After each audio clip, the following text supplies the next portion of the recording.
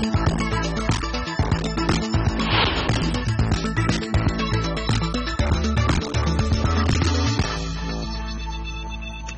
evening. Welcome to Markets Today. I'm Lata Venkatesh. With me is Surabhi Upadhyay. And that big broad smile on our lips is because today the market appeared to cross its long-time resistance level of between 8,400 and 8,450. We still do not know if it has broken that resistance for good. There may be enough factors and reasons that will push it back. But at least for today, because of the Greek problem apparently being resolved, or at least the news that Eurozone is not breaking up, was enough to keep the markets cheered and the Nifty in substantial amount of green.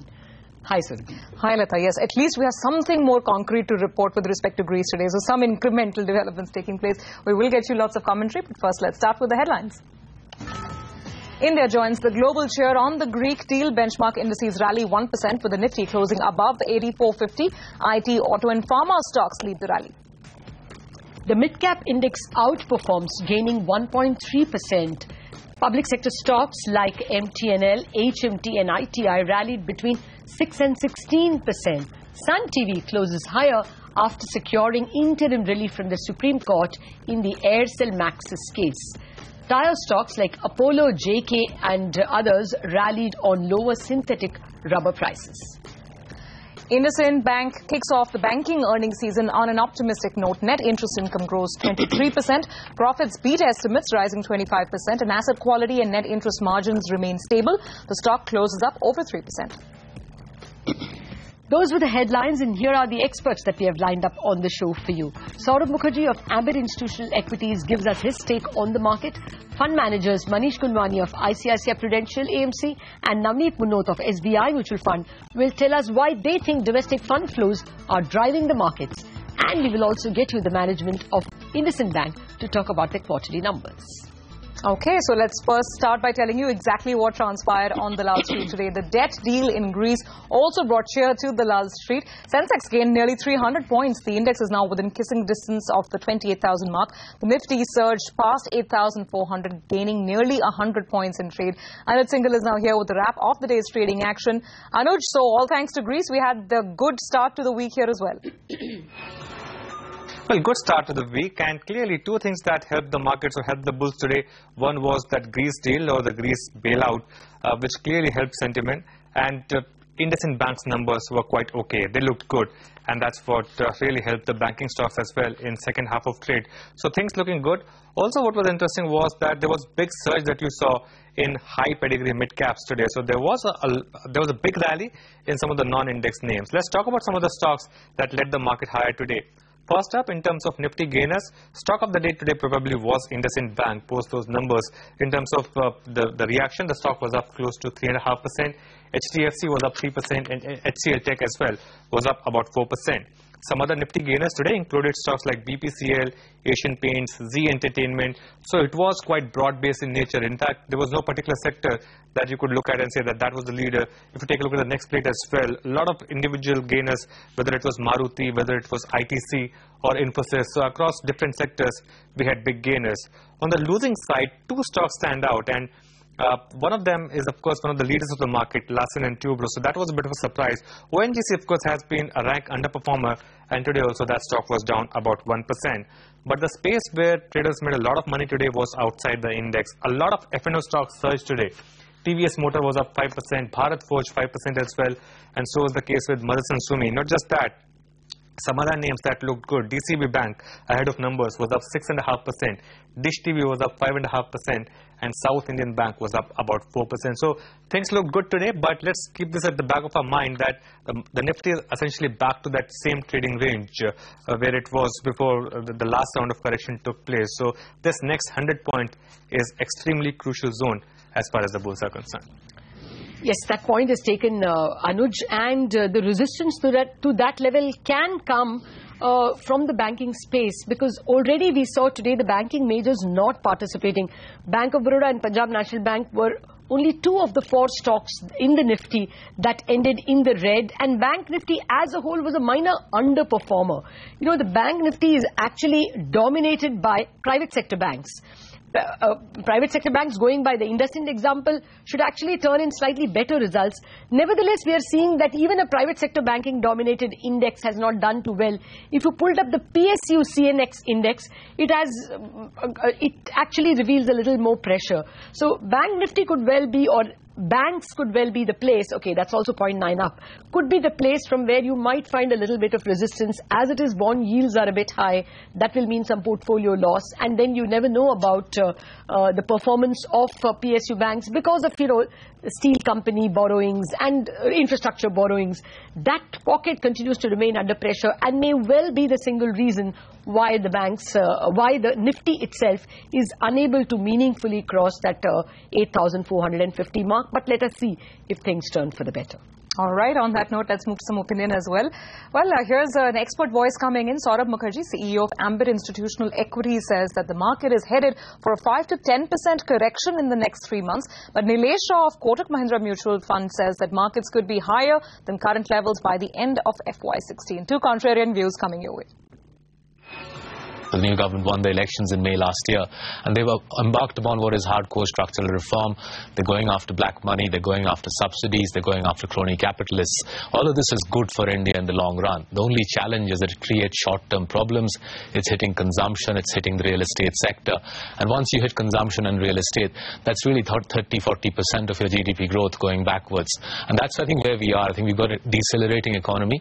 The market hasn't clocked on to that, the fact the economy is decelerating. And I think we're heading for a 5 to 10% correction over the next 3 months or so. We think towards the end of the financial year, that is March 2016, markets could be higher than current level, driven by a couple of things. One, if you see the results season, September 2014 to March 2015 results were actually negative. They were quite below market expectation. Now we have created a low base in the second half of FY15. If the second half of FY16 is relatively average, still on a year-on-year basis, it will portray optically better growth, and that will support the market. Okay, now for the big number that came today. Indices Bank rallied over 3% after reporting a strong first quarter numbers. Profit grew 25%, asset quality improved marginally. Ritu Singh, who has been poring over those numbers, joins us with her analysis. Ritu. Indices Bank kicked off the earnings season for the banking sector with a fairly stable set of numbers. Net interest income grew by about 22%, in line with what we were expecting at 980 crore rupees. This was led by a very strong growth in the fee income for the bank. Profit also jumped up 25%, marginally above what we were expecting at 525 crore rupees.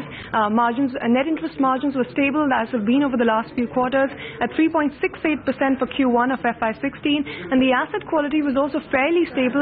Net NPS came in at 0.31%, and gross NPS actually came down from last quarter at 0.8% to now 0.79% in Q1.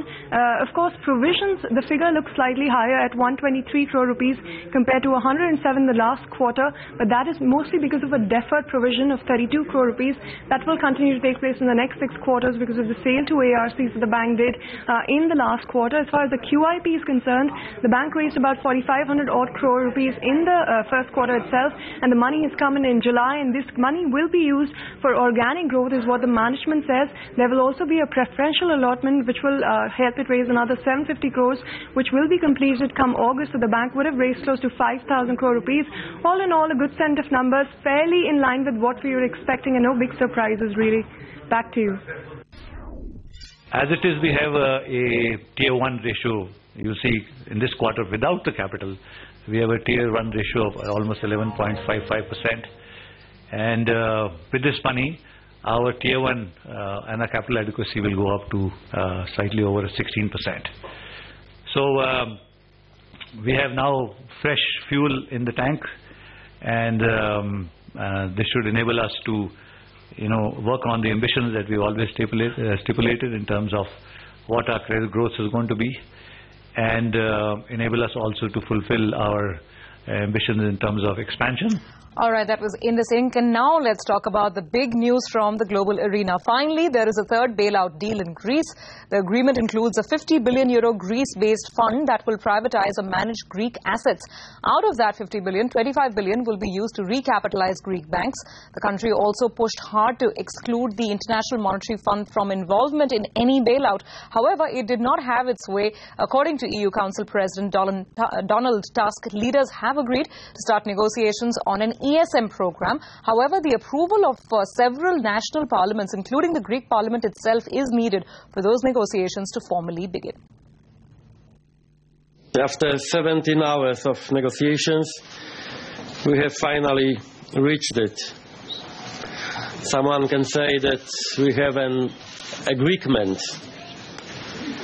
Leaders have agreed in principle that they are ready to start negotiations on an ESM program, which in other words means continued support for Greece. A fund will be set up which will assets will be transferred to this fund. The fund will monetize these assets either by privatizing or by running the assets and trying to make money from those. That money will be used to deal with debt and to reduce debt. Also, it will be used for the repayment of recapitalization of banks. The Eurogroup stands ready, if necessary, to adopt additional measures. For example, a long extension of the grace period and extension of maturities. We will speak about this once we have the first successful evaluation of the new Greek program. We said, however, that a nominal haircut is out of the question for us.